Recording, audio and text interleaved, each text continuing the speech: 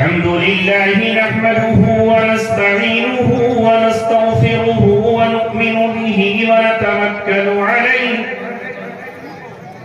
ونعوذ بالله من شرور أنفسنا ومن سيئات أعمالنا من يهده الله فلا مضل له ومن يضلله فلا هادي له ونشهد أن لا إله إلا الله وحده لا شريك له ونشهد أن سيدنا وسندنا وشفيعنا وحبيبنا ومولانا محمدا عبده ورسوله وصلى الله عليه وعلى آله وصحبه وسلم تسليما كثيرا كثيرا أما بعد قال الله تبارك وتعالى في كتابه الكريم ومن يتق الله يجعل له مخرجا ويرزقه من حيث لا يحتسب صدق الله العلي العظيم قال رسول الله صلى الله عليه وسلم ليأتين على الناس زمان لا يبقى من الإسلام إلا اسمه ولا يبقى من القرآن إلا رسمه صدق رسوله النبي الكريم ہوئیدہ آج اپنے زخم پنہا کر کے چھوڑوں گا ہوئیدہ آج اپنے زخم پنہا کر کے چھوڑوں گا لہو رو رو کے محفل کو گلستہ کر کے چھوڑوں گا دکھا دوں گا زمانے کو جو ان آنکھوں نے دیکھا ہے دکھا دوں گا زمانے کو جو ان آنکھوں نے دیکھا ہے تجھے بھی مثل آئینہ حیران کر کے چھوڑو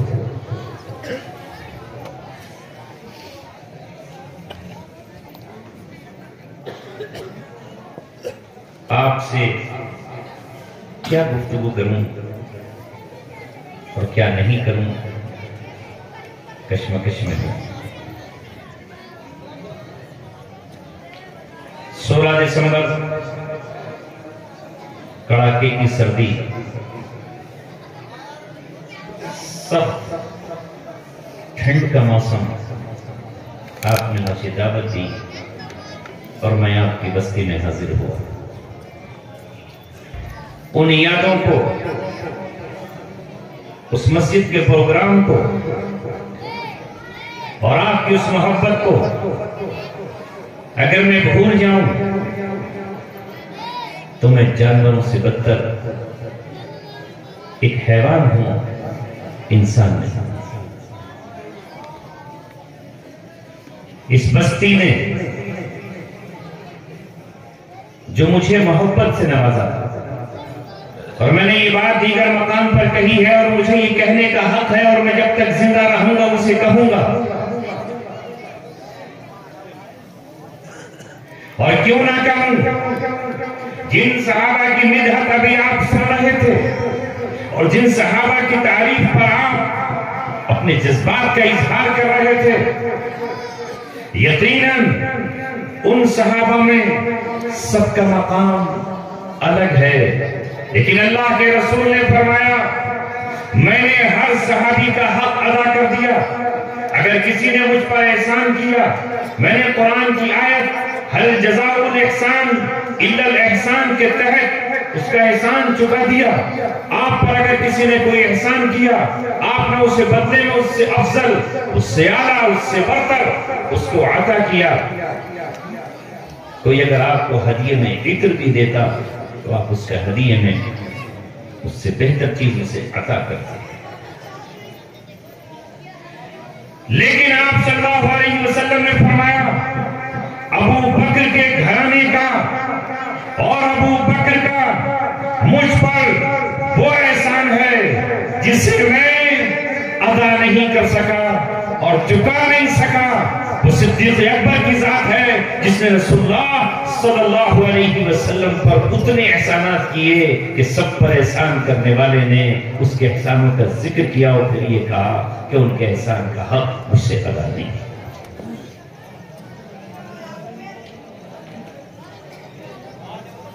ان بچوں کو ذرا پیچھے کر دو، یہ اتنا شور ہے کہ میں نے ابھی ایک یوٹیوب پر اپنی وہ ڈالی ویڈیو، تو پانچری کا اتنا شور کہ لوگ کہیں گے کہ بھئی کیسی بستی ہے، اس میں نام بھی آتا ہے۔ مجھ سے زیادہ شور ان کا جب میں چپ جاؤں۔ یہ بیچاری نادان بچیاں ہیں، ذرا پیچھے کر دو، اور اب ان کے سننے کی ضرورت بھی نہیں ہے۔ بچیوں آپ اپنی امی کے پاس چلے جاؤ، مجھے درخواست کرنی پڑ رہی ہے۔ اماں آپ کی انتظار کر رہی ہیں، دادی تو رو رہی ہوں آپ کے انتظار کر، تو آپ پیچھے ہو جاؤ، تمہارے سننے کی چیز نہیں ہے۔ یہ تو جس کو ہم سنانے آئے ہیں، جو سمجھدار ہے، آپ کا کے لائق ہماری گفتگو نہیں ہے۔ سبحانہ دن میں اور دن میں اچھے اچھے مقررین ہیں، بہت بڑھیا، رات سے بھی زیادہ اچھے، ان کی بات سننا، کیونکہ شور میں کچھ سنا ہی نہیں دے رہا۔ آپ کے کان بھی جو ہے وہ تکلیف اٹھا رہے تھے، اور میرے تو کان اور دل اور دماغ اور وجود پورا ہی ادھر لگ جاتا ہے کہ جب تک سکون نہ ہو۔ قرآن کریم کے سلسلے میں اللہ تعالیٰ نے کہا وَإِذَا قُرِئَ الْقُرْآنُ فَاسْتَمِعُوا لَهُ وَأَنصِتُوا، جب قرآن کریم پڑھا جائے تو تم خاموش رہو اور اس کی طرف اپنے کانوں کو لگا دو۔ اس لیے یہاں بھی قرآن پڑھا جا رہا ہے، اس کی تشریح کی جا رہی ہے، اس کی توضیح کی جا رہی ہے۔ اس لیے پوری طرح میرے نوجوانوں، بزرگوں، ساتھیوں اور عزیزوں، اپنے کانوں کو ادھر متوجہ کر دو، کیونکہ اللہ تبارک و تعالیٰ پوری طرح آپ کی طرف متوجہ ہے، اور آپ کی محبت اور آپ کا وہ احسان جو 16 دسمبر آپ نے میرے ساتھ کیا، میں یہاں سے خوش، شاداں اور فرحاں، رواں رواں، میری رگ رگ، خون کی بوند بوند، جسم کی ہر بوٹی، میری آنکھ، میرا دل آپ کی محبتوں سے سرشار یہاں سے واپس لوٹا۔ میں اس کا قرض تا زندگی آپ سے نہیں چکا سکتا۔ میں قید اور جیل کی سلاخوں میں یہ سوچتا تھا کہ میرا سب کچھ تباہ و برباد ہو گیا ہے، نہ اپنا کوئی روزگار تھا، نہ اپنا کوئی لمبا چوڑا کاروبار تھا، چند بیگھہ زمین ہے میرے پاس، میں باہر جاؤں گا تو میرا گھر کیسے چلے گا؟ میں وہ غیرت مند ہوں، کسی کے سامنے جھولی نہیں پھیلا سکتا، ہاتھ نہیں پھیلا سکتا، دامن نہیں پھیلا سکتا۔ اے مولا، ہم نے جب بھی مانگا تجھ سے مانگا، اور تیرے سامنے مانگنے کا ہم نے ہنر سیکھا اور اس دنیا کو ہنر سکھایا، مگر واہ رے میرے اللہ، تو نے کل 1400 برس پہلے اعلان کیا ہے کہ تو ہی انسانوں کے دلوں کا مالک ہے۔ ان القلوب بین اصبع الرحمن، انسانوں کے دل اللہ تعالیٰ کی 2 انگلیوں کے بیچ ہیں، جن کے دلوں کو وہ چاہتا ہے گھما دیتا ہے اور پلٹ دیتا ہے۔ اسٹیج پر بیٹھ کر باتیں کرنا بہت آسان ہے،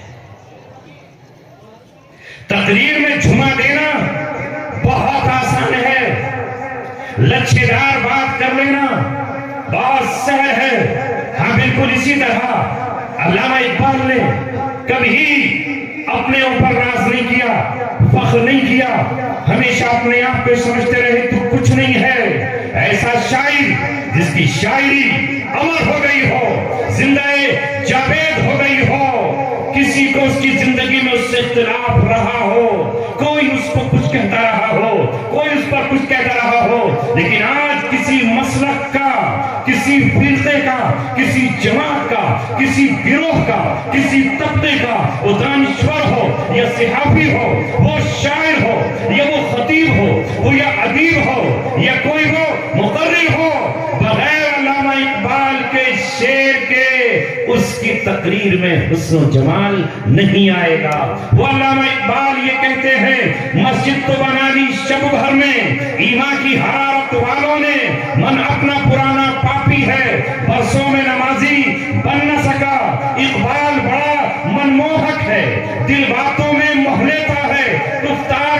غازی بن تو گیا، کردار کا غازی بن نہ سکا۔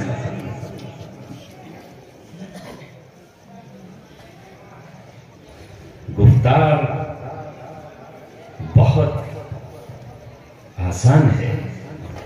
ابھی یہ بچہ تقریر کر رہا تھا، بولنا تھا نہیں مقرر، رٹ کے تقریر آیا تھا، مجھ سے پوچھا اس بچے کو اجازت دیں، میں نے کہا بالکل دیجیے۔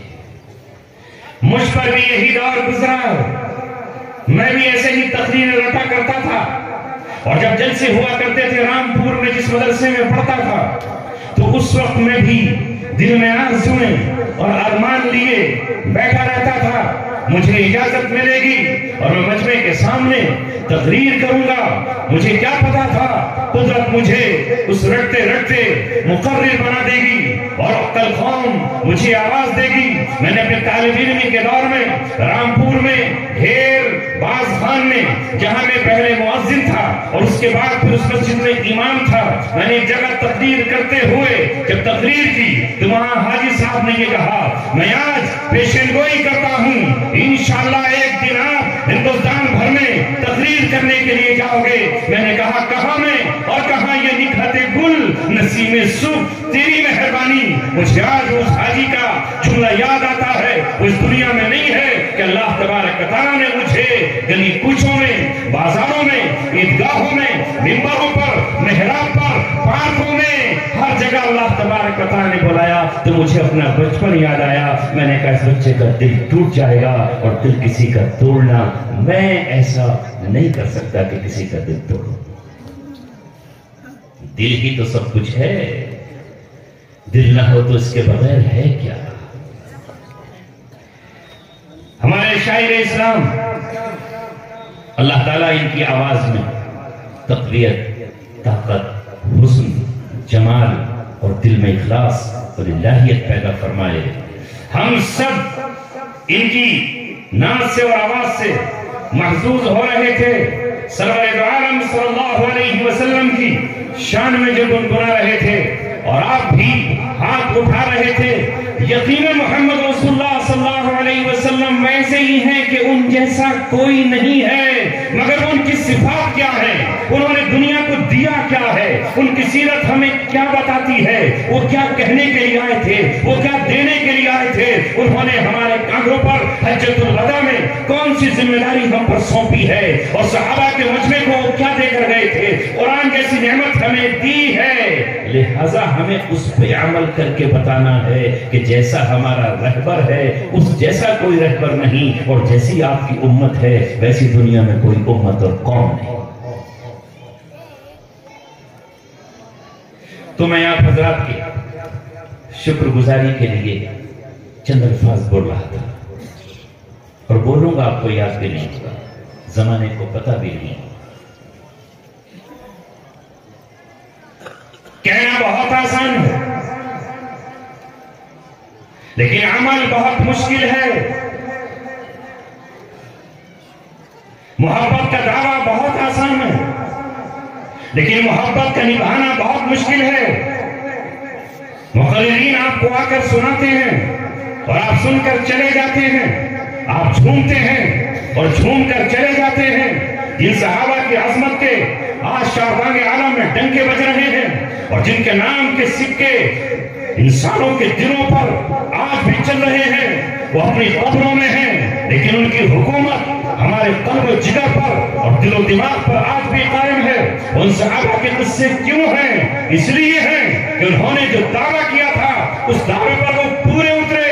حضرت بلال نے جو دعویٰ کیا تھا اس دعوے پر وہ کھڑے اترے۔ حضرت سمیہ نے جو دعویٰ کیا تھا اس دعوے پر وہ کھڑی اتری۔ عمار بن یاسر نے جو دعویٰ کیا تھا اس دعوے پر وہ کھڑے اترے۔ حضرت خباب نے جو دعویٰ کیا تھا اس دعوے کو انہوں نے نبھایا، اور ایمان اتنا کامل، اتنا مضبوط اور اتنا طاقتور اور اتنا جڑی بنا کے انہوں نے پیش کیا کہ اللہ تبارک و تعالیٰ نے ان کے دور میں بھی اور بعد کے دور میں بھی رہتی دنیا تک آنے والے قیامت کی صبح تک اعلان کر دیا، آمینو کما آمن الناس، ایمان ایسا لاؤ جیسا صحابہ ایمان لے کر آئے تھے، ان کا ایمان معیار قرار دیا۔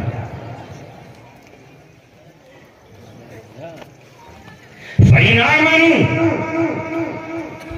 بمثل ما آمنتم به فقد اهتدوا، اگر یہ ایمان لائیں ویسا جیسا کہ تم ایمان لے کر آئے ہو تو یہ ہدایت پا جائیں گے، اور اگر ایسا ایمان نہیں لائے تو پھر یہ مخالفت میں ہیں۔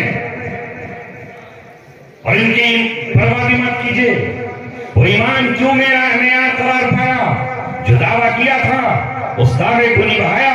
جب محمد رسول اللہ صلی اللہ علیہ وسلم پر ایسے حالات آ گئے کہ ان حالات میں آپ کو سرزمین مکہ چھوڑ کر اور اسے خیرباد کہہ کر مدینہ منورہ کی طرف روانہ ہو جانا پڑا، تو صحابہ کرام نے یہ نہیں کہا کہ محمد رسول اللہ کو تنہا جانے دو، وہ چلے گئے تو چلے گئے، ہم اپنے بچوں میں خوش ہیں، ہم اپنی بیوی میں خوش ہیں، ہم اپنے باغات میں خوش ہیں، اور ہم اپنی آل و اولاد میں خوش ہیں، ہم اپنی بکریاں چرائیں گے اور اپنے بچوں کو پالیں گے، ہم اپنے اونٹ چرائیں گے اور اپنی اولاد کی خدمت کریں گے، ہم اپنے باغوں کو لہلہاتا ہوا دیکھیں گے۔ محمد گئے تو جانے دو، اور ان کا ساتھ ان کا ساتھی ابوبکر صدیق گیا تو جانے دو، وہ احمق تھا، وہ دیوانہ تھا، وہ چلا گیا ان کی محبت میں، ہم کیوں جائیں؟ مگر مجھے بتاؤ اے صحابہ کے نغمے سن کر جھوم اٹھنے والوں، کیا صحابہ میں سے کوئی ایسا تھا جس نے کہہ دیا ہو کہ ہمیں محمد رسول اللہ سے کیا لینا دینا، وہ جا رہے ہیں تو جائیں اور ہم اپنے گھروں میں آرام سے عیش و عشرت منائیں؟ ایسا کیا صحابہ نے؟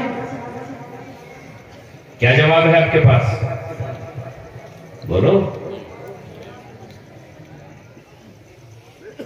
کیا جواب ہے؟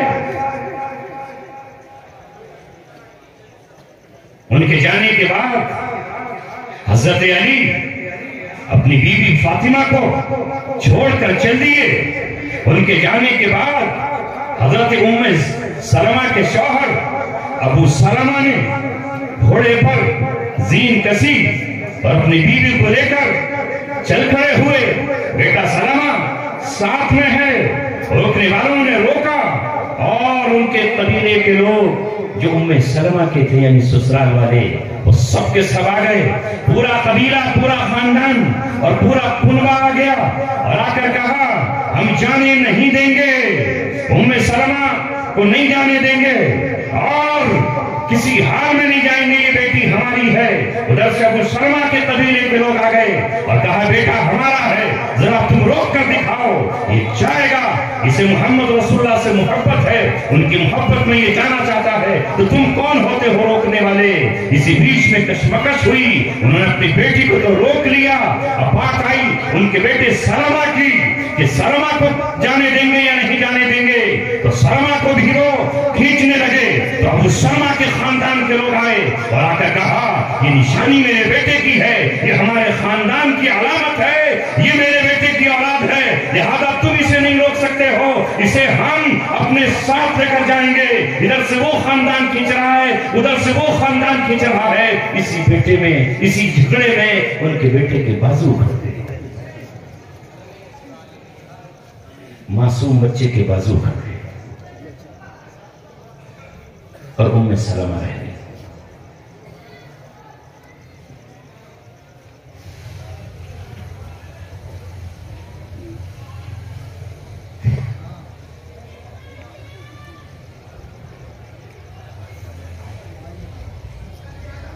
کیا کہوں آپ کے پاس، کیا سناؤں اس قوم کو جس کو شعور ہی نہیں ہے کہ وہ سنے کہ نہ سنے، اس کے کان میں کچھ آ کے کہہ رہا ہے، کیا کرے اڑیا؟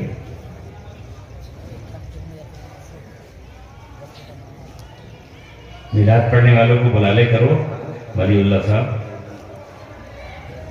اور وہ یہاں کو سنا کے چلے جائے۔ میں بہت جلد واپس آؤں گا، مگر وہاں جا کر وہ مدینہ میں کھو گئے، رسول اللہ کی محبت میں گم ہو گئے۔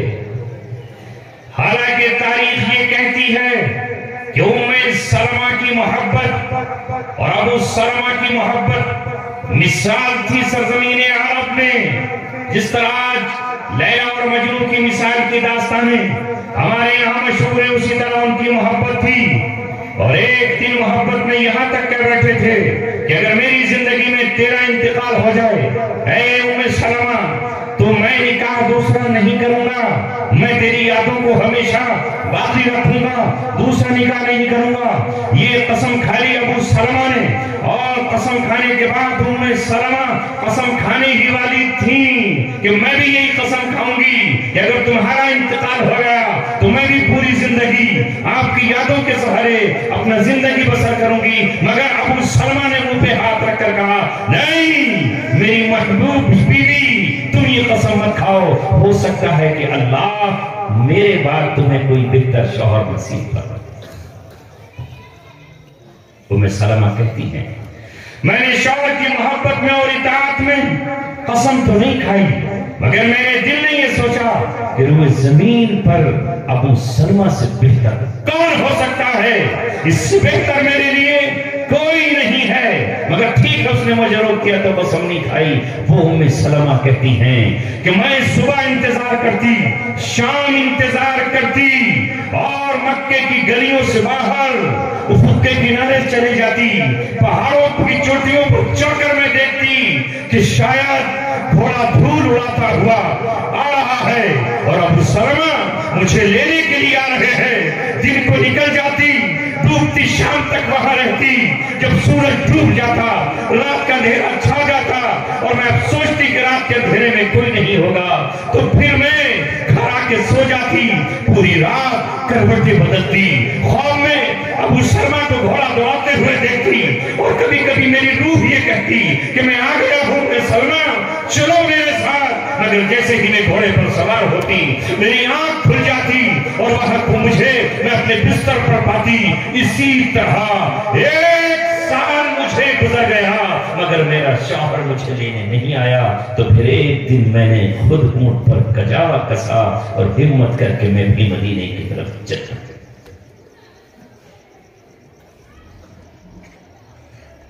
اکیلی عورت، اونٹ پر بچہ ہے۔ راستے میں عثمان ابن مظعون ملے، کہا ام سلمہ کہاں؟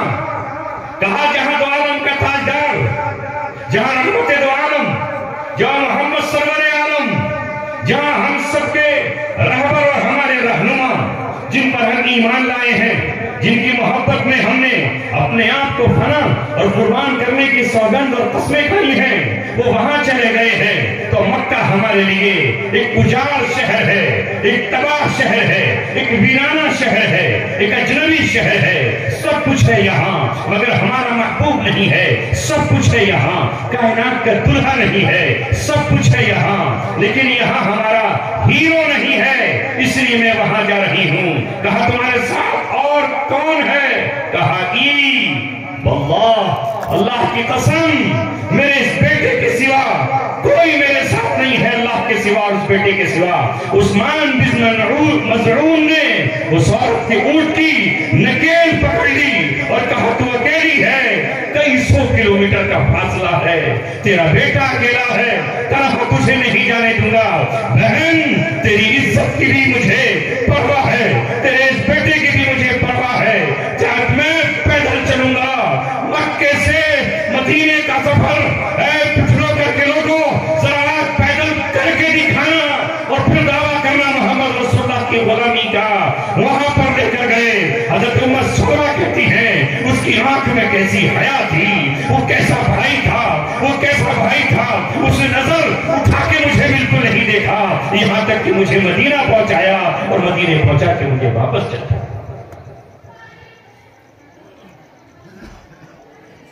یہ تھے وہ محبت کے دعوے دار اور حقیقی محبت کرتے تھے۔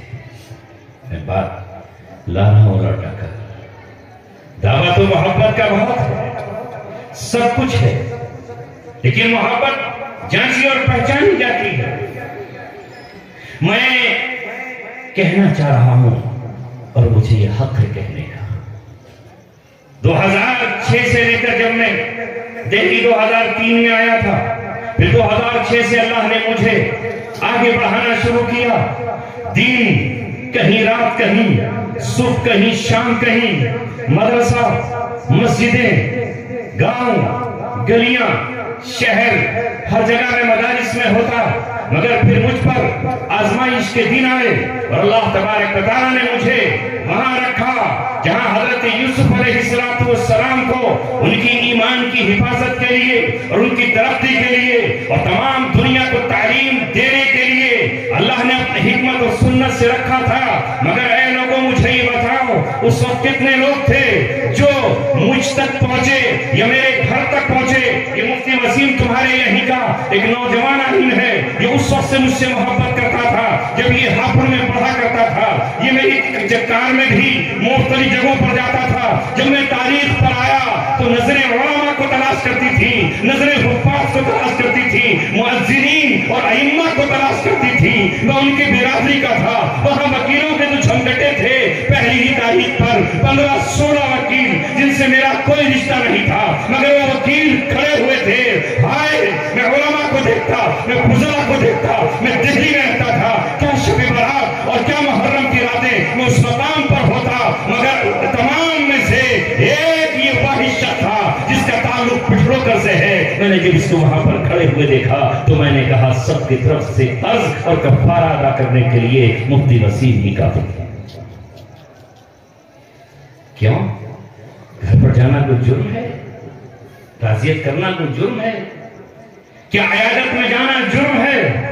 کہ روتے ہوئی آنکھ کے آنسو اپنی آنسل سے پہنچنا جرم ہے؟ کیا معصوم بچوں کے سر پہ ہاتھ رکھنا اسلام میں جرم ہے؟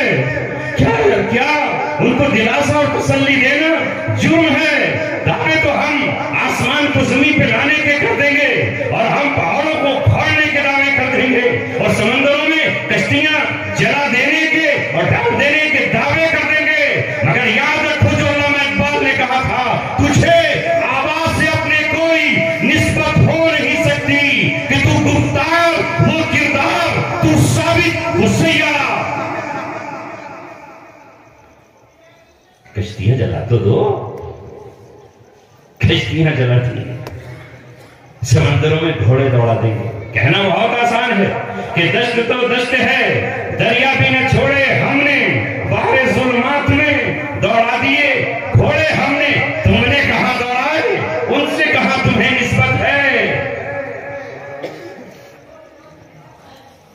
غرض میں کیا کہوں تجھ سے کہ وہ صحرا نشی کیا تھے, جہاں بانو, جہاں گیرو, جہاں دارو, جہاں آرا, جو محمد رسول اللہ سے کہا تھا وہ انہوں نے پورا کر دیا. کاش اس کی ہوا لگ جائے, کاش اس کا ذرا سا درد ہمیں مل جائے.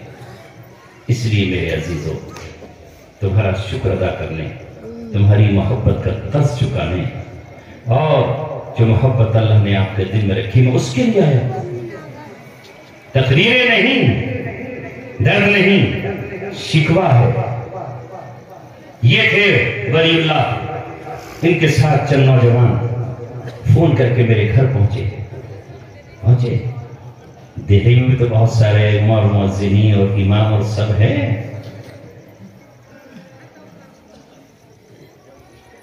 مگر اللہ تبارک و تعالیٰ آزماتا ہے. جس طرح حضرت حسین رضی اللہ تعالیٰ عنہ جب میدان کربلا میں نکلے تو اولاً خط بھیجنے والے لاکھوں کی تعداد تھی, ہزاروں خطوط تھے جو آپ نے ان کے سامنے الٹ کر یہ کہا تھا, مجھے کوفہ والو مسافر نہ سمجھو, میں آیا نہیں ہوں, بلایا گیا ہوں. تم نے مجھے بلایا تھا, میں تو رسول اللہ صلی اللہ علیہ وسلم کے روضے پر تھا, نانا جان کے قدموں میں تھا, اماں عائشہ کے پاس تھا, ماں فاطمہ کے پاس تھا. مجھے تم نے بلایا ہے اور میں تمہارے بلانے پر آیا ہوں. مگر ایک ایک کر کے سب کے سب کھسک گئے, کوئی غریب نہیں رہا, سب کے سب ادھر چلے گئے. جس کا منہ ادھر تھا ادھر چلا گیا, جس کا منہ ادھر تھا ادھر چلا گیا. کون بچے؟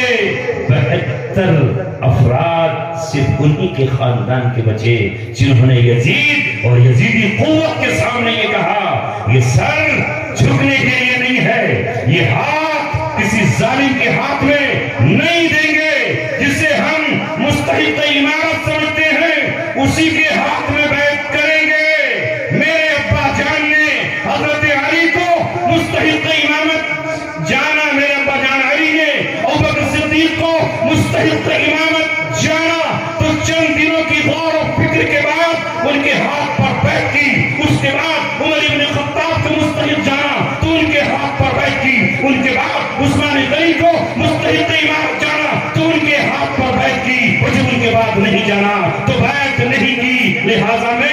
علی مرتضیٰ کا بیٹا ہوں، میں قیصر و کسریٰ کی سنت کو نہیں کبھی سلام کر سکتا ہوں، لہذا اللہ کے حکم کے مطابق مجھے حکم ہے یا ایھا الذین آمنوا ان تؤدوا الامانات الی اہلھا۔ یزید کے ہوتے ہوئے بہت سارے یہاں اہل صحابہ موجود ہیں، اگر وہ مسجد عمارت پر بیٹھتے میں آگے بڑھ کر بیعت کرتا، لیکن اب بیعت نہیں، بہتر افراد رہے اور سب کے سب دنیا سے جامع شہادت دی کر رخصت ہوئے سوائے امام زین العابدین۔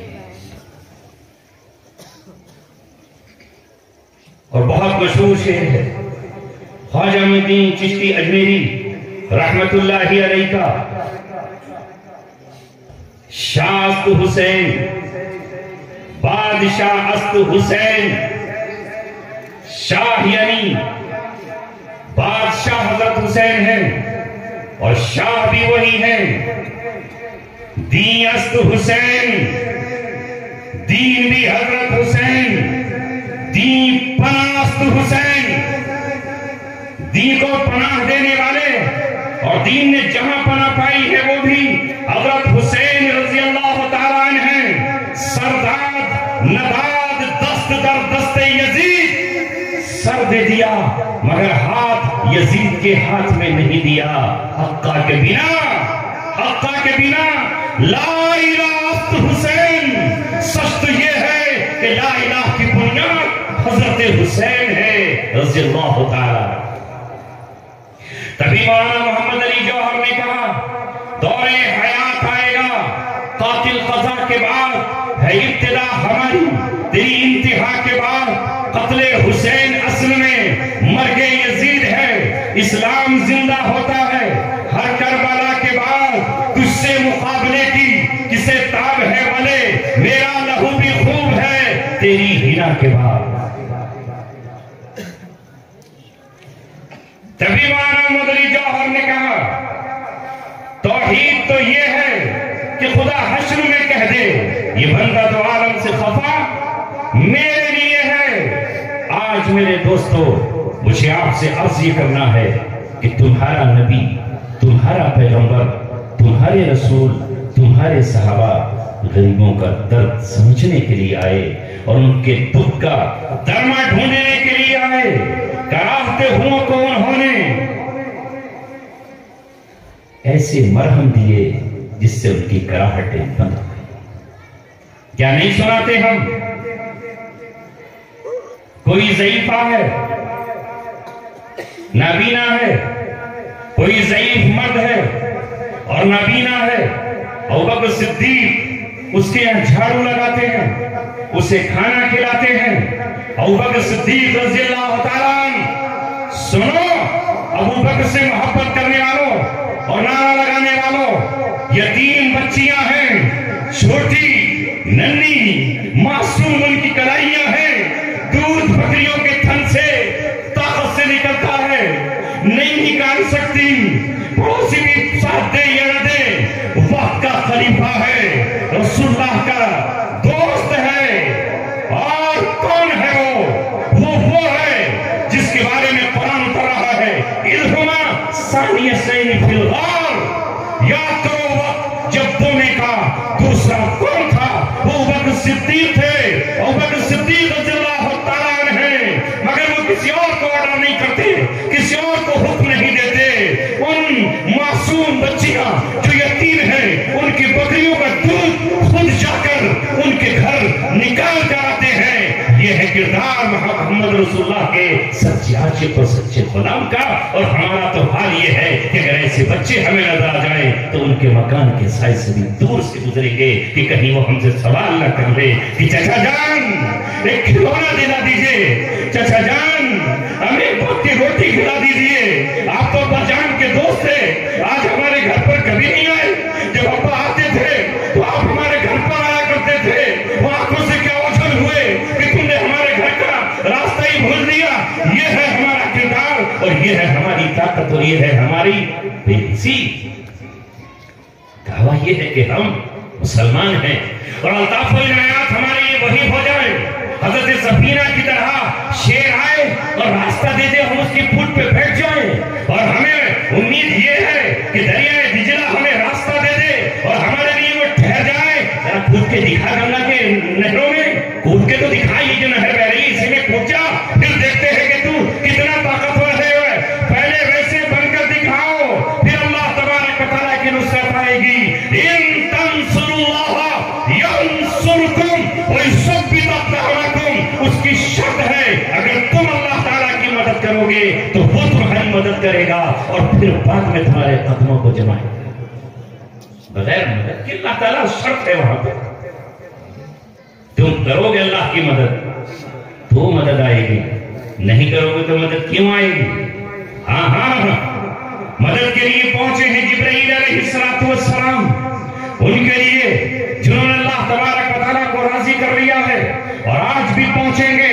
مدد تو پہنچے ہیں میکائیل جنہوں نے اللہ تبارک و تعالیٰ کو راضی کر لیا ہے، مگر ان کے لیے جنہیں اللہ تبارک و تعالیٰ کا حکم ہو، اس کی حکم کے بغیر وہ نہیں جاتے۔ لا یعصون اللہ ما امرهم ویفعلون ما یؤمرون۔ فرشتوں کی شان یہ ہے کہ وہ اللہ کی نافرمانی نہیں کرتے، جس کو حکم ہوگا اسی کی مدد کو جائیں گے، اور جس کے لیے حکم نہیں ہوگا مدد کو نہیں جائیں گے۔ کیوں؟ حنین میں کیا ہوا ابتدا میں؟ اذ اعجبتکم کثرتکم فلم تغنی عنکم شیئا، جب تم اپنی کثرت پر اترائے اور تمہیں یہ ظلم ہو گیا کہ ہم تو آج بہت زیادہ ہیں، لہذا آج ہمیں کون شکست پاس دے سکتا ہے؟ فلم تغنی عنکم شیئا، اتنی طاقت ہوتے ہوئے قدم اکھڑ گئے، سینے بکھر گئے، دل دہل گئے، اور ہوش و حواس باختہ ہو گئے، چاروں طرف بھاگنے لگے۔ رسول اللہ کو پکار کر کہنا پڑا، ہلم الیک، آؤ ادھر آ جاؤ، اے اصحاب شجرہ، آؤ ادھر آؤ، فلاں مقام پر میں نے تمہیں آواز دی، آ جاؤ۔ رسول اللہ آواز دے رہے ہیں، پھر اللہ نے کہا، پھر ہم نے پلٹ کر کے تمہاری مدد کر دی۔ اگر وہ مدد نہیں آتی تو، لیکن مدد کب آتی ہے؟ جب مدد کے اسباب مہیا کیے جائیں۔ اللہ کے رسول صلی اللہ علیہ وسلم کس لیے آئے اور صحابہ کس لیے آئے؟ کہنے کو تو ہم یہ کہیں کہ ایک ضعیفہ عورت ہے اور وہاں پر کوڑا پھینکتی ہے، ایک دن کوڑا آپ پر نہیں پڑا، آپ نے دیکھا کوڑا نہیں آیا، یہ واقعات تو بچپن سے آپ سنتے چلے آ رہے ہیں۔ لہذا اس کے بعد ایک ضعیفہ تھی جو کہ مکے میں رہتی تھی، یہ ترانے بھی آپ سنتے چلے آ رہے ہیں، مگر جب وہ آپ پر کوڑا نہیں ڈالا تو آپ اس کی عیادت کو پہنچ گئے، کانٹے بچھانے والوں کی عیادت کو پہنچ گئے۔ ہمارا کیا حال ہے؟ ہم تو اپنے محسنوں کو بھی نہ جانے۔ اے نوجوانوں، جو کام کرو اللہ کے لیے، فَاعْبُدِ اللَّهَ مُخْلِصِينَ لَهُ الدِّينَ، عبادت کرو اللہ تبارک و تعالیٰ کی اپنے دین کو خالص کرتے ہوئے صرف اللہ کے لیے، گفتگو کو اللہ کو راضی کرنے کے لیے، خرچ کو اللہ تبارک و تعالیٰ کو راضی کرنے کے لیے۔ اللہ راضی ہو جائے، اور اللہ جب راضی ہوتا ہے تو بہت سارے کثرت اعمال سے راضی نہیں ہوگا، وہ اس عمل سے راضی ہو جائے گا جو عمل خالص اللہ کے لیے ہو۔ آگے بڑھ کر کہہ رہا ہوں، وہ عمل چاہے انسانوں کے لیے آپ کریں، وہ عمل چاہے آپ حیوان کے لیے کریں، وہ عمل چاہے آپ کسی عام انسان کے لیے کریں، اس عمل سے اللہ تبارک و تعالیٰ راضی ہو جائے گا، مگر شرط یہ ہے کہ وہ اللہ کے لیے۔ وہی واقعہ سناتا ہوں جو بچپن سے آپ سنتے چلے آ رہے ہو، اور چونکہ معمولی واقعہ نہیں ہے، یاد آئے تو سنائے دیتا ہوں۔ سنیں گے؟ کیوں؟ عمل کے لیے، کیونکہ اللہ کو اپنی مخلوق سے بہت محبت ہے، مجھ ہی سے نہیں، آپ ہی سے نہیں۔ ہم یہ دعویٰ نہ کریں کہ صرف ہماری شکل و صورت سے اللہ تبارک و تعالیٰ کو محبت ہے۔ اللہ رب العزت کو ہر جاندار سے محبت ہے۔ جب مینڈک गर्मी के मौसम में बोलते हैं, और जब चिड़ियां चहचहाती हैं, और जब दरख्त के पत्ते कुमड़ाते हैं, और जब खेतियां सूखने लगती हैं, और जब दरिया खुश्क होने लगते हैं, और जब चिलचिलाती धूप में जानवरों के इंसानों के जिस्म ठंडी हवाओं के मुतकासी होते हैं और इंसान चाहते हैं कि बारिश आ जाए, तो वो कौन है जो पूर्वा हवा चलाकर बदलियों को लाता है? वो कौन है जो पछुआ हवाओं से उड़ाकर बादलों को लाता है और बरसात करता है? वो अल्लाह तबारक व तआला है, क्योंकि वो जानदार गुनाह नहीं करते, गुनाह करते हैं हम, गुनाह करता है इंसान, गुनाह करती है ये मखलूक जिसे अल्लाह तबारक व तआला ने नफ्स दिया है, जिसे अल्लाह ताला ने अक्ल दी है, जिसे शूर और तमीज दिया है। इसकी गुनाह की बुनियाद पर अल्लाह तबारक व तआला ताकि ये तौबा करने, कभी बादलों को रोक लेता है, कभी हवाओं को रोक लेता है, कभी सूरज को करीब कर देता है, कभी जहन्नम के शोरों को दहका देता है, मगर दूसरी जानदार जब रोती हैं, जब बूढ़े और कमजोर बच्चे ज़बानें अपनी होठों पर फेरने लगते हैं, तो अल्लाह ताला आसमान से बारिश करता है, वअंज़लना मिनस समाई माआ, और हम आसमान से पानी बरसाते हैं। तो उसे अपनी मखलूक़ात से मोहब्बत है, क्योंकि सब उसी को पुकारते हैं, सब उसी को याद करते हैं। भूख के वक्त वही याद आता है, प्यास के वक्त वही याद आता है, गुर्बत के वक्त वही याद आता है, तकलीफ में वही याद आता है, और हर एक उसे पुकारता है, ओ अल्लाह, ओ अल्लाह। बाज़ अपनी ज़बान में दूसरे नाम उसके लेकर पुकारते हैं, फिर अल्लाह सबकी पुकार सुनता है। वही कह रहा है, अम्मन युजीबुल मुस्तर्रा इज़ा दआहु, कौन है जो मुस्तर की दुआ को सुनता है? मुस्तर कहते हैं परेशान हाल को मजबूर कर दिए गए को, यक्शिफु अन्हु सू, और अल्लाह ताला उससे तकलीफ को दूर कर देता है। रात को पेट में दर्द उठता है, मरीज तड़पता है, बीवी पास में लेटे हुए दर्द नहीं बांट सकती, बाप अपने बेटे का दर्द नहीं बांट सकता, बेटी रो सकती है मगर बाप की तकलीफ को बांट नहीं सकती, औलादें नहीं बांट सकती। लिहाजा वो कहता है, ओ अल्लाह, रात कब जाएगी, दिन कब आएगा? डॉक्टर इंजेक्शन लगाता है, फिर भी अभी फौरन सुकून नहीं मिलता, फिर अल्लाह को पुकारा जाता है, हुक्म होता है दवा को, अब इस मरीज को जरा इफाका कर दे, सेहत दे दे। लगता लगता उसे सेहत मिलती है। अल्लाह है जो उस तकलीफ को दूर करता है, वो अल्लाह है, वो अल्लाह अपनी हर मखलूक से मोहब्बत करता है। दो वाक़े सुन लीजिए, और दोनों ही औरतों के हैं, मर्दों के नहीं, दोनों ही वाक़यात औरतों के हैं। और शब मेराज मोहम्मद रसूलुल्लाह सल्लल्लाहु अलैहि वसल्लम को मंजर दिखाया गया और आपने अपनी आंखों से, बलब से नफीस आंखों से मुशाहिदा किया।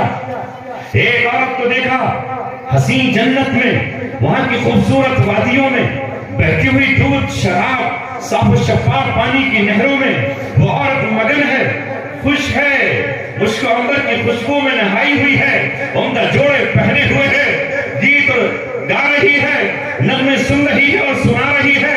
रसूलुल्लाह सल्लल्लाहु अलैहि वसल्लम ने पूछा, ये औरत इतनी खुश क्यों है, ये इतनी मगन क्यों है? आखिर ये चिड़ियों की तरह चहचहा रही है, कली की तरह इसके होंठ खिले हुए हैं। जिब्रील सल्लल्लाहु ने कहा है, मोहम्मद सल्लल्लाहु अलैहि वसल्लम जानते हो इस औरत का बैकग्राउंड क्या था, इसका माजी क्या था, इसका पस मंजर क्या था? ये वो थी, दुनिया में इससे कोई बात नहीं कर सकता था। लोग इसकी तरफ हिफाजत की नजरों से देखते थे। ये किसी के घर में दाखिल हो तो दरवाजे बंद कर लिए जाते, या अपना रिश्ता किसी के यहाँ भेजती तो कोई इसे अपने बहू बनाने के लिए तैयार नहीं था। ये गली से गुजरती तो शरीफ जादियां अपने दरवाजे बंद कर लेती कि ये एक फाहिशा है, एक बदकार औरत है, ये पेशा पर औरत है, ये वो है जिसने अपना जिस्म और अपनी आबरू दुनिया के लिए बेचती है। मगर मेरे महबूब, ऐ दो आलम के ताजदार, आप दुनिया में जाएं, जन्नत और जहन्नम का सफर तय करके वहां आपको अपनी उम्मत को बताना है, उम्मत दूसरों को बताएगी। ये औरत वाकईतन फाहिशा थी, मगर एक दिन ये जंगल में जा रही थी, इसने देखा एक कुत्ता जमीन पे गर्मी के आलम में पड़ा हुआ है, پیاس سے اس کی زبان باہر ہے، چونکہ اس کے اندر ہیٹ اور گرمی بہت ہے۔ کتے کے اندر اللہ نے ایسی مخلوق بنائی، پانی کی تلاش میں ہے، کنویں میں جھانکا نہیں جا سکتا، کیسے اترے؟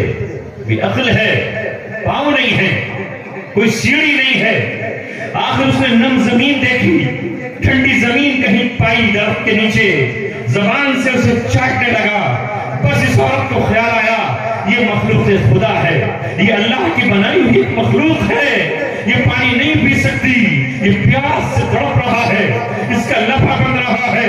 اس نے سوچا میں پانی نکالوں، کنویں پر بھاگی، مگر کنویں پر پانی نکالنے کے لیے جنگل کا کنواں تھا، گاؤں کے کنویں پر تو ڈول ہوتے تھے اس زمانے میں، ڈول بھی نہیں تھا۔ بہت غور کیا اس نے، کیسے پانی کھینچوں، کچھ اسے سمجھ نہیں آیا۔ تو چمڑے کا موزہ تھا اس کے پاس، اس نے چمڑے کا موزہ نکالا اور اپنا دوپٹہ جو اس کی کمر سے بندھا ہوا تھا اس میں باندھا، اور باندھنے کے بعد اس نے کنویں میں ڈال کر پانی کھینچا، اور پانی کھینچ کر کتے کے پاس آئی۔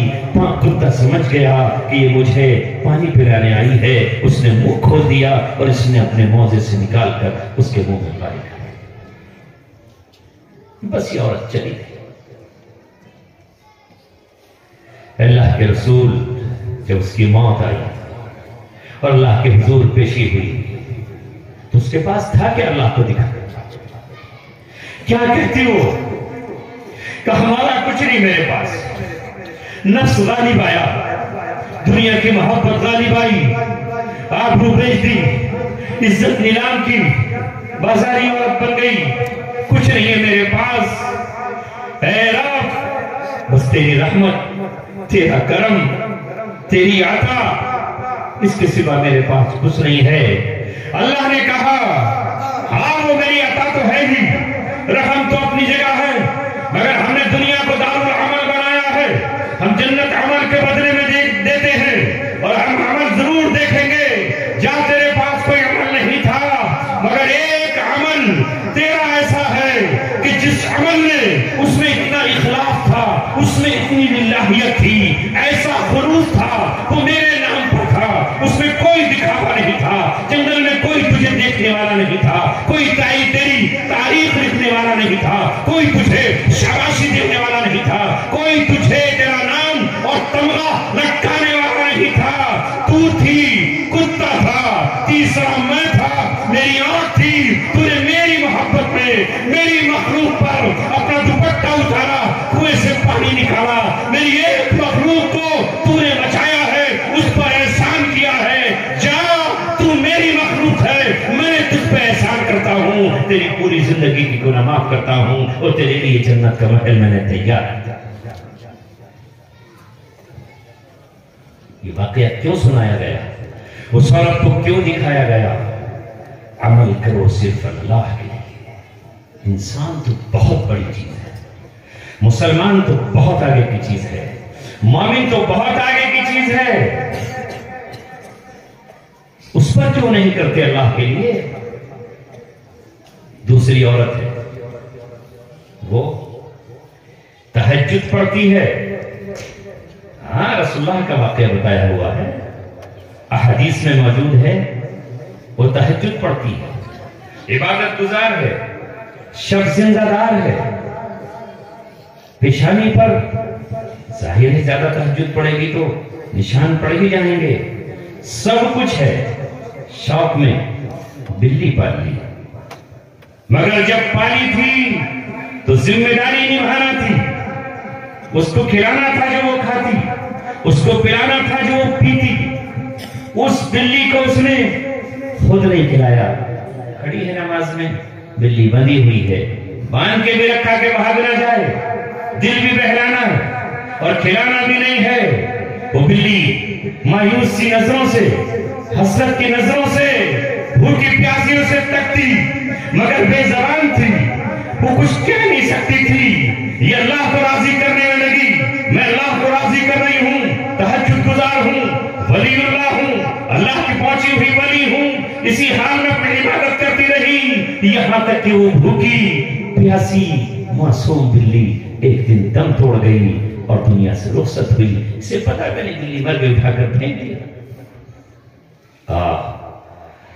وہ آنکھ جو کبھی نہیں سوتی، وہ رب جو کسی کو نہیں بھولتا، اسے اپنے ہر بندے کی، ہر مخلوق کی اسے فکر ہے. اس نے یہ بات نوٹ کی اور اللہ تعالیٰ نے دل میں یہ کہا تیرے سجدوں کی مجھے ضرورت نہیں ہے، تیرے لمبی لمبی نمازوں سے مجھے کیا فرق پڑتا ہے. کائنات کا ہر ذرہ میری عبادت کر رہا ہے.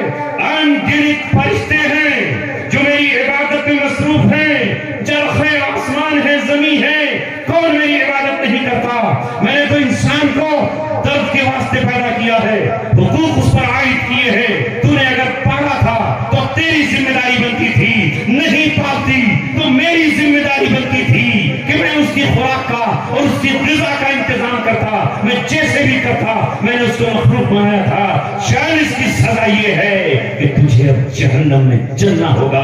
اور محمد رسول اللہ نے اسے جہنم کی آگ میں جلتے ہوئے دیکھا، بلکتے ہوئے دیکھا، کوئلہ بنتے ہوئے دیکھا. اور اللہ کے رسول نے جب پوچھا کہ یہ عورت کون ہے، کس گناہ میں یہاں آئی ہے، تو حضرت جبریل نے کہا اس کا گناہ یہ ہے کہ اس میں بلی کی خدمت لگی وہ پر گئی.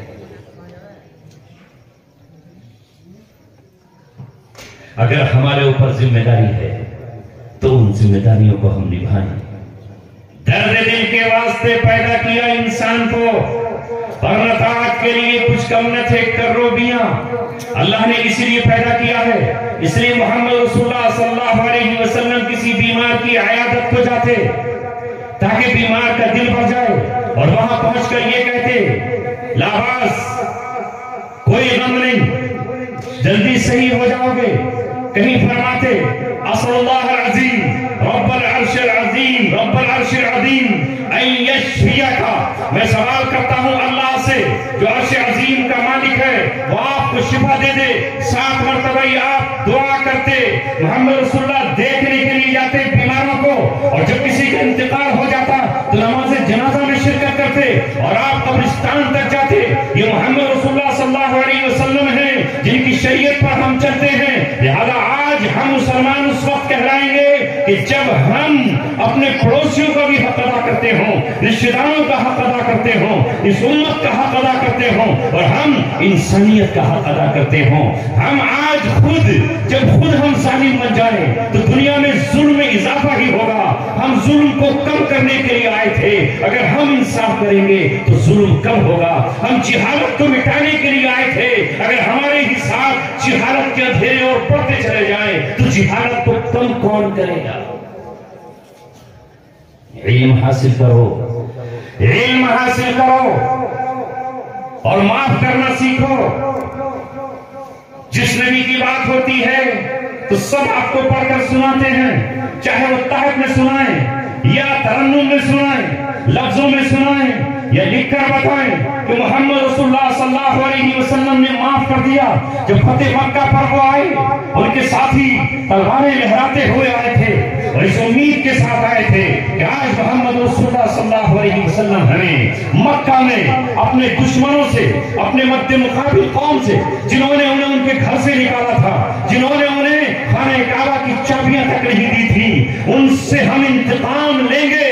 مگر محمد رسول اللہ صلی اللہ علیہ وسلم نے جو ان سے پوچھا کہ آپ اس سے کیا توقع کرتے ہو تو انہوں نے یہ کہا انت اخن کریم، آپ ہمارے کریم بھائی ہیں، وابنو اخن کریم، اور آپ ہمارے کریم بھائی عبداللہ کے بیٹے ہیں. لہذا ہم آپ سے کرم کی امید کرتے ہیں، ہم آپ سے ظلم کی توقع نہیں کرتے، ہم آپ سے کرم کی امید کرتے ہیں. تو آپ نے کہا میں آیا ہی کرم کرنے کے لیے ہوں، میں آیا ہی رحم کرنے کے لیے ہوں. جس طرح اللہ تعالیٰ نے اپنے آپ کو کہا ہے وہ رحمت للعالمین ہے، اسی طرح اللہ نے مجھے بھی کہا ہے وما ارسلناک الا رحمت للعالمین، میں آج رحمت برساؤں گا. جاؤ، میرا بھی تم پر وہی اعلان ہے جو حضرت یوسف نے اپنے بھائیوں سے کہا لا تثریب علیکم اليوم، آج تم پر کوئی پتہ نہیں ہے، وانتم الطلقاء، تم سب کے سب آزاد.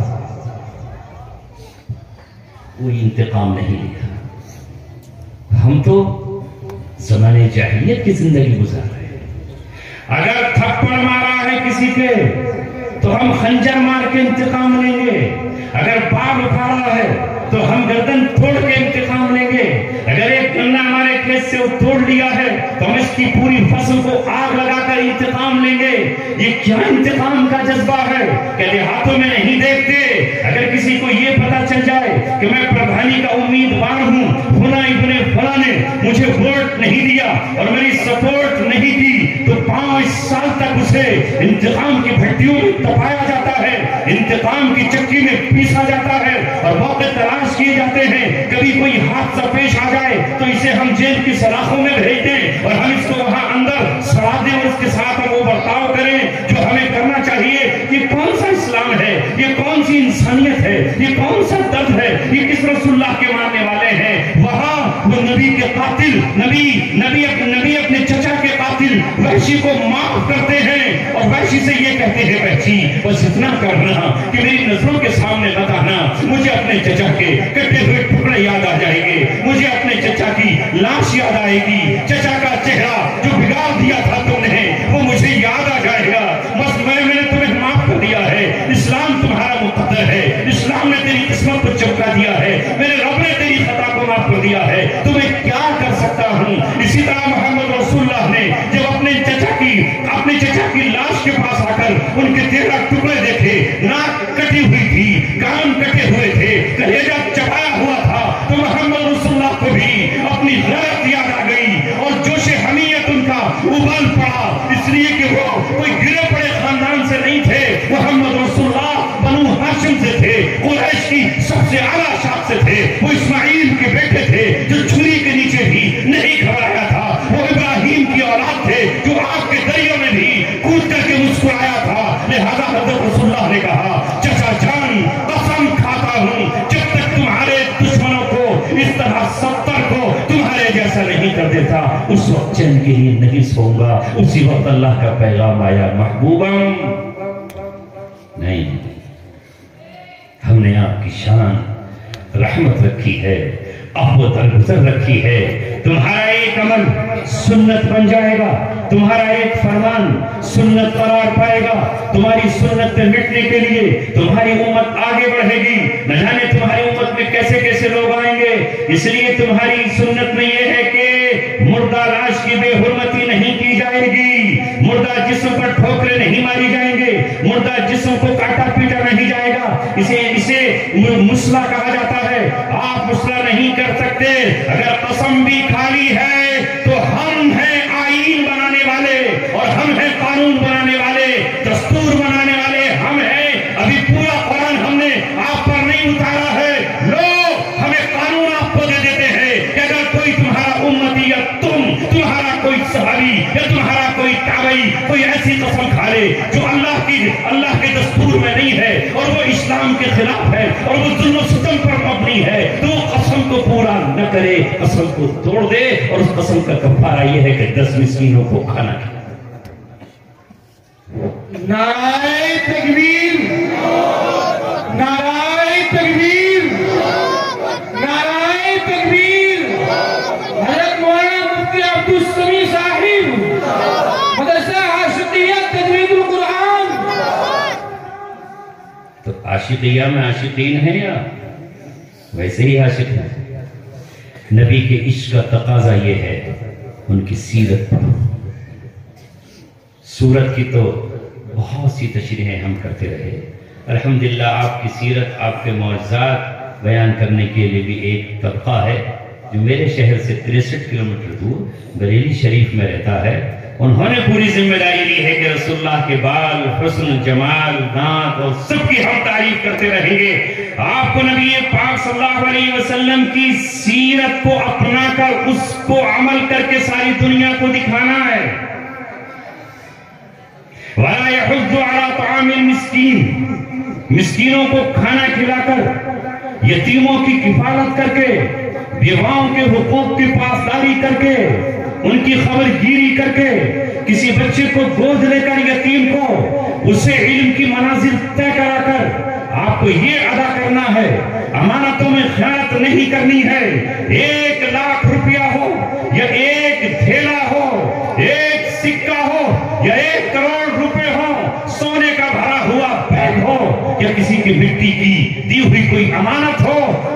خیانت نہیں کریں گے. جب یہ کردار پیش کرو گے, کسی کی کوئی چیز ہم پر رہ گئی نہیں اس کو ہم چھوئیں گے. لہذا اگر کسی نے ہم کو ستا بھی دیا تو انتقام نہیں لیں گے.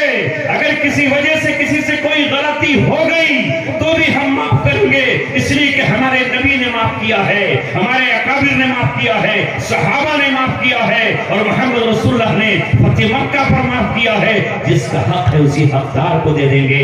اگر دینے کا وقت آئے گا تو دوسروں کو دیں گے, دینے کا وقت آئے گا تو دوسروں کو بانٹیں گے, اور ہمارے لینے کا بھی اگر وقت آئے گا تو ہم اپنوں کو خود محروم کریں گے. یہ محمد رسول اللہ کا کردار ہے. آپ ایک نظام لے کر آئے جس نظام میں مال کا نکالنا زکات کی شکل میں ہر مالدار پر فرض ہے, مگر محمد رسول اللہ نے اس زکات کو اور صدقے کو اپنے خاندان اور اپنی آل پر حرام قرار دے دیا.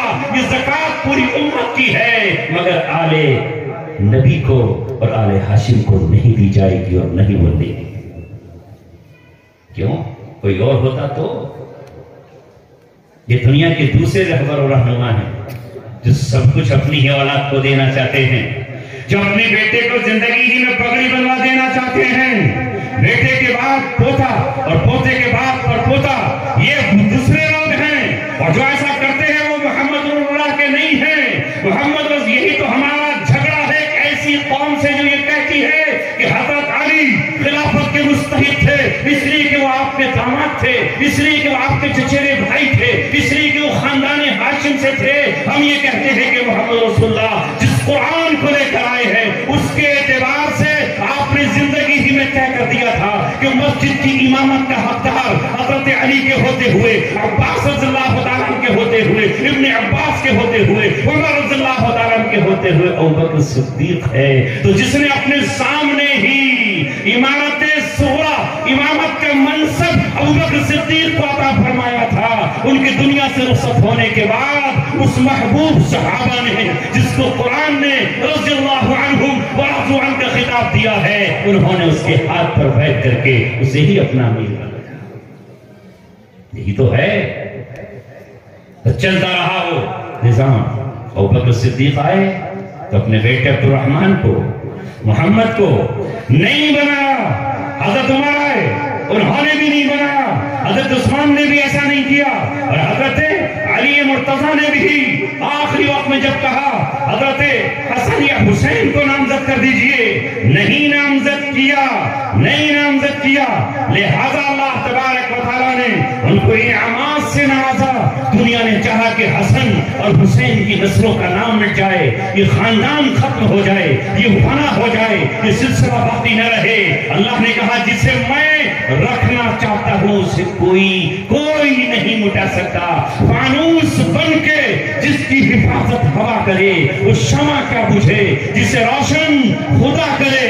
حضرت حسن نے اس امت کو جوڑنے کے لیے, دو لڑنے والے گروہوں کو جمع کرنے کے لیے, جو میرے آقا نے حضرت حسن جب بچے تھے چادر گھسٹ رہی تھی, مسجد میں معصومانہ انداز میں آ رہے تھے, تو آپ نے فرمایا تھا یہ میرا بیٹا حسن سردار ہے, یہ میرا بیٹا حسن سردار ہے, یہ سردار ہے, سید ہے. یہ دو ٹکرائی ہوئی جماعتوں, دو نیام سے باہر نکلی ہوئی شمشیروں کو نیام میں کر کے امت میں صلح کرائے گا, اس لیے سردار ہے. حضرت حسن نے امیر معاویہ رضی اللہ تعالیٰ عنہ سے صلح کی اور امت کو صلح کا پیغام دیا.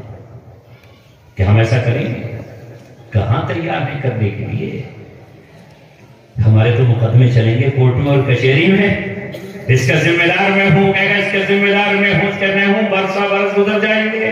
اتنی بڑی عمارت, اتنا سب کچھ حضرت حسن رضی اللہ تعالیٰ نے امیر معاویہ رضی اللہ تعالیٰ کے سپرد کیا. بے شک امیر معاویہ رضی اللہ تعالیٰ نے جو کچھ 20 سال اپنی عمارت میں فریضہ انجام دیا, اس میں حضرت حسن کی قربانیاں ہیں, اس میں حضرت حسن کا بہت بڑی قربانی شامل ہے. لوگ ان کو عار دلاتے اور ان سے یہ کہتے کہ یہ امت کی عار آ رہے ہیں, جنہوں نے ناک کٹوا دی, جنہوں نے ہمارا سر جھکوا دیا.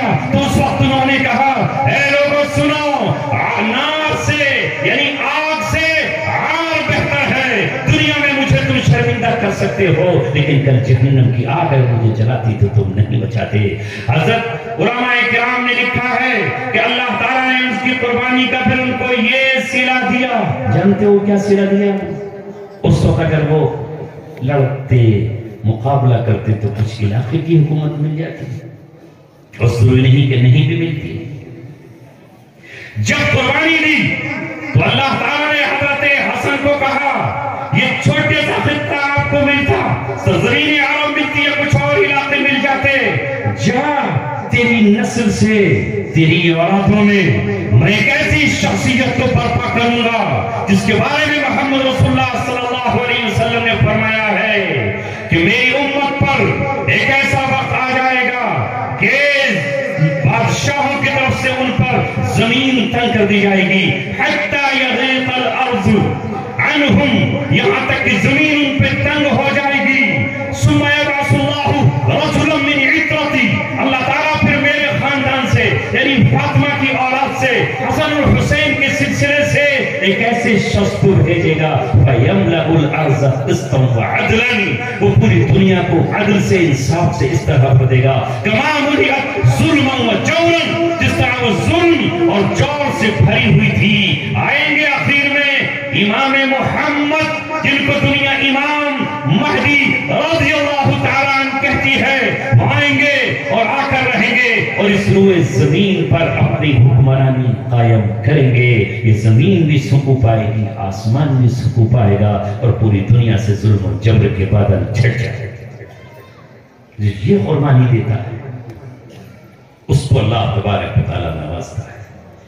اس لیے ہمیں رسول پاک صلی اللہ علیہ وسلم کی سیرت پر عمل کرنا چاہیے، اور جو آیت پڑھی تھی اس کا ترجمہ سن لیجئے اور اس کے بعد آپ دعا کریں گے، اور میں بھی آپ سے اجازت مانگوں گا۔ میں نے آیت پڑھی تھی وَمَن يَتَّقِ اللَّهَ يَجْعَلْ لَهُ مَخْرَجًا، جو اللہ سے ڈرتا ہے، جو اللہ سے ڈرے، شرط ہے، عربی میں شرط کے بعد جزا آتی ہے۔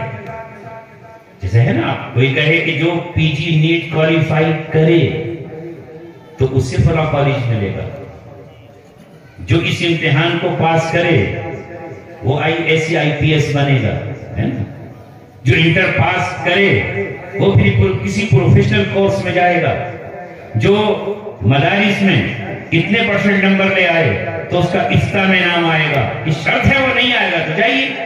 تو اللہ نے کہا وَمَن يَتَّقِ اللَّهَ، جو اللہ سے ڈرے، جو اللہ سے ڈرے گا، يَجْعَلْ لَهُ مَخْرَجًا، اللہ تعالیٰ اس کے لیے نکلنے کا راستہ پیدا فرمائے گا۔ یہ اللہ کا وعدہ ہے، اللہ اپنے وعدوں کا سچا ہے کہ نہیں؟ إِنَّ اللَّهَ لَا يُخْلِفُ الْمِيعَادَ، اگر قرآن کی آیت پر ایمان ہے تو تقوی اختیار کر لیجئے۔ کسی طرح کی بھی تنگی ہو، روزی کی تنگی ہو یا کوئی اور تنگی ہو، اللہ تعالیٰ آپ کے لیے ایگزٹ ڈور، نکلنے کا راستہ ضرور عطا فرمائے گا۔ وَيَرْزُقْهُ مِنْ حَيْثُ لَا يَحْتَسِبُ، اور روزی وہاں سے دے گا جہاں سے تم نے گمان بھی نہیں کیا۔ سنا تم ابھی کا ایک واقعہ سنا؟ ابھی مولانا آصف محمود صاحب آئے تھے، تشریف لائے تھے، یہ دہلی میں انشاءاللہ مسجد میں امام تھے، اور امامت کی جو شاخ ہے بہت کمزور ہے آج کے دور میں۔ آپ کے یہاں ایک پیڑ ہوتا ہے ارنڈی کا، اس سے بھی کمزور ہے، جب چاہے وہ ٹوٹ جائے۔ تو جیسے ہی میں وہاں سے باہر آیا تھا، مولانا اس مسجد میں کئی سالوں سے امام تھے، حالات کچھ ایسے بنے کہ وہاں سے مولانا الوداع کہا مولانا نے اور چلے گئے۔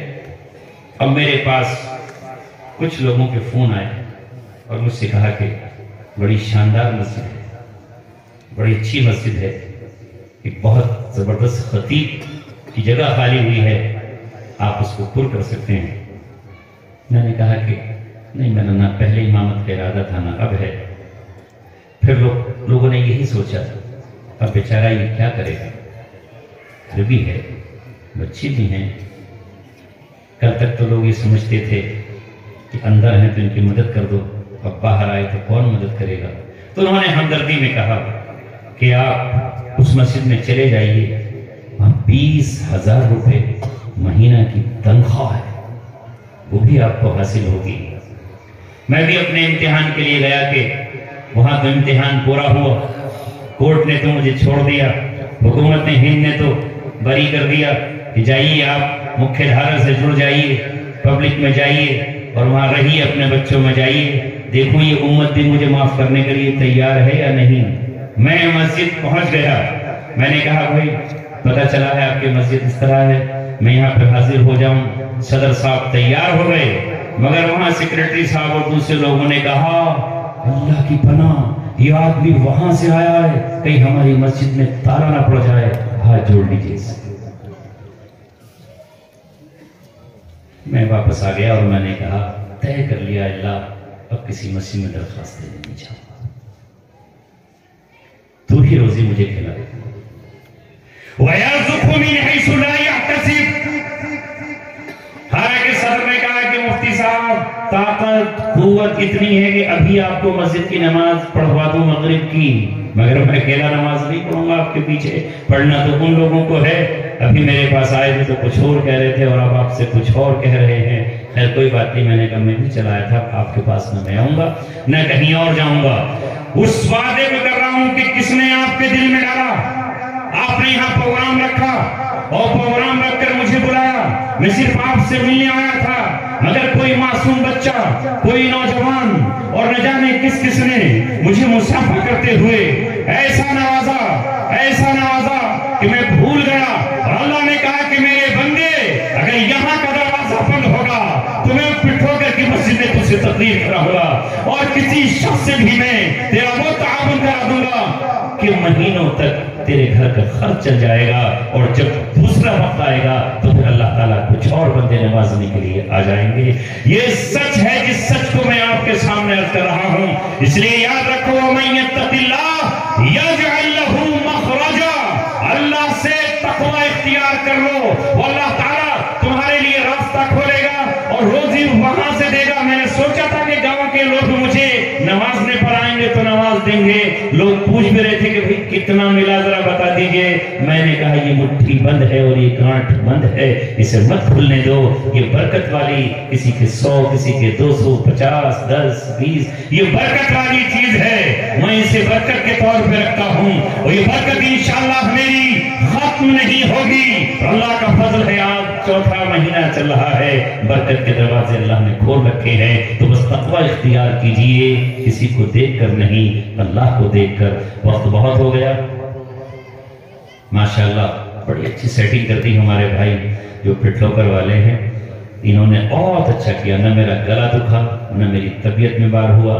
اللہ ان کے لاؤڈ سپیکر کو سلامت رکھے اور اس لاؤڈ سپیکر سے علماء کی آواز، قرات کی آواز اور ہمارے شاعر جیز صاحب کی آواز پہنچتی رہے۔ میں صرف اس لیے کہتا ہوں کہ جب لوگ ڈی جے بجاتے ہیں تو کس کس طرح کی اس میں فنکشن پتہ نہیں کیا کیا لگاتے ہیں، زمین دہتی ہے، تو پھر جب اللہ اس کے رسول کی بات ہو، قرآن اور حدیث کی بات ہو، نغمے اور تحمید اور تسنیہ کے اللہ کی بات ہو، تو پھر یہ بھی بہت اچھے ہونے چاہیے۔ اللہ تعالیٰ نے اسے صحیح کیا، ہم آپ کے شکر گزار ہیں، آپ کو اللہ کا شکر ادا کرنا چاہیے۔ وآخر دعوانا الحمدللہ رب العالمین۔